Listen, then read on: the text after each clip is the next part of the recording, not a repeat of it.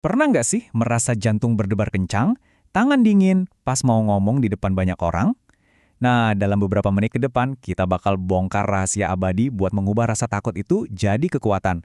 Kita akan belajar cara membangun koneksi yang nggak terlupakan sama audiens Anda. Nah, pertanyaan ini mungkin rasanya personal banget ya. Kalau jawaban Anda iya, tenang. Anda nggak sendirian. Serius, rasa cemas pas harus ngomong di depan umum itu salah satu ketakutan paling wajar sedunia. Coba deh, camkan kalimat ini baik-baik.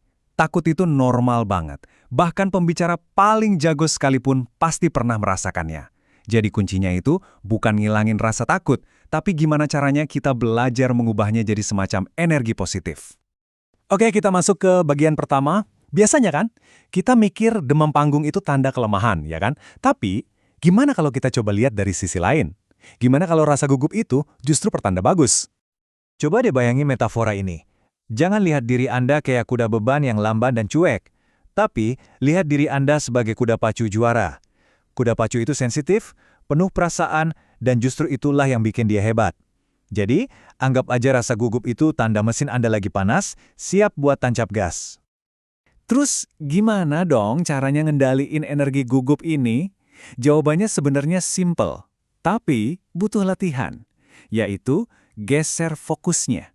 Bukan lagi soal saya, tapi soal pesan yang mau saya sampaikan.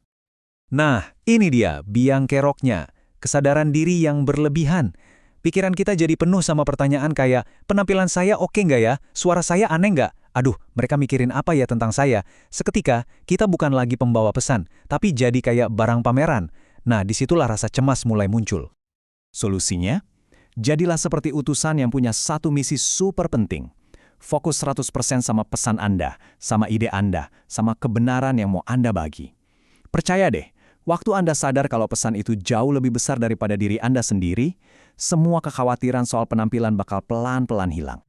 Oke, mindsetnya udah bener. Sekarang kita bangun fondasinya, yaitu persiapan.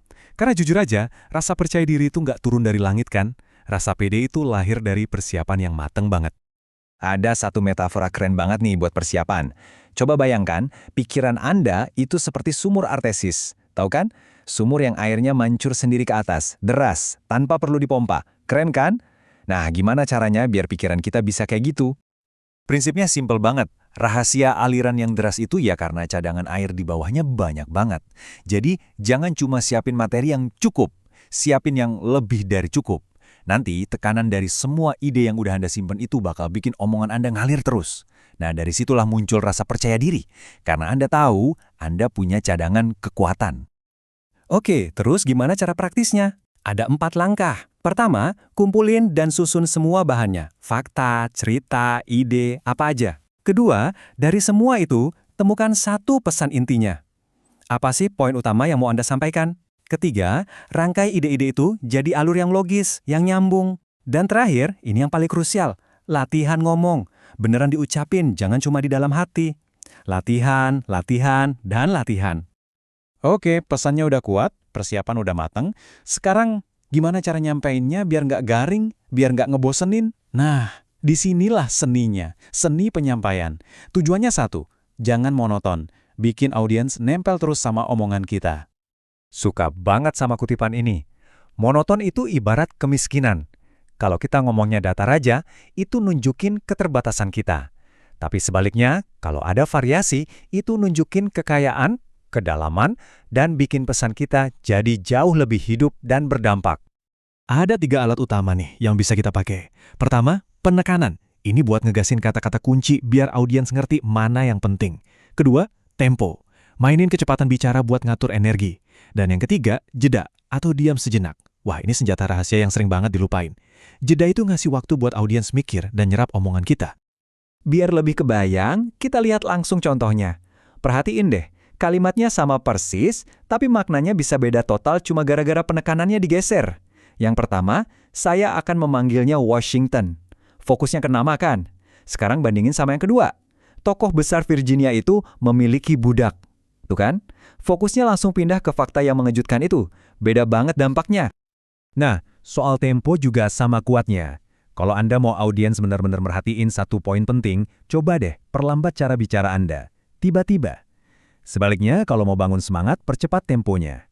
Perubahan kecepatan yang mendadak ini tuh kayak magnet perhatian. Dijamin audiens langsung fokus lagi ke Anda.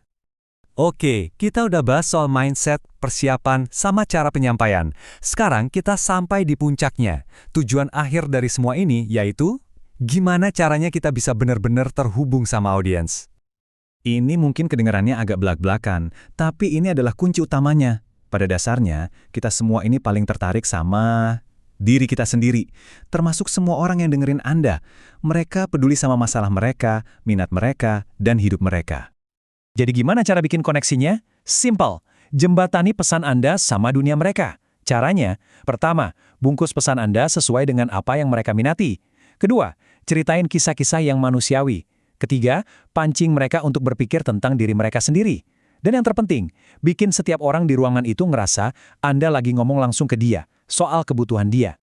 Dari semua tips dan trik yang udah kita bahas, sebenarnya ada satu aturan pamungkas, satu aturan yang jadi pondasi dari semuanya.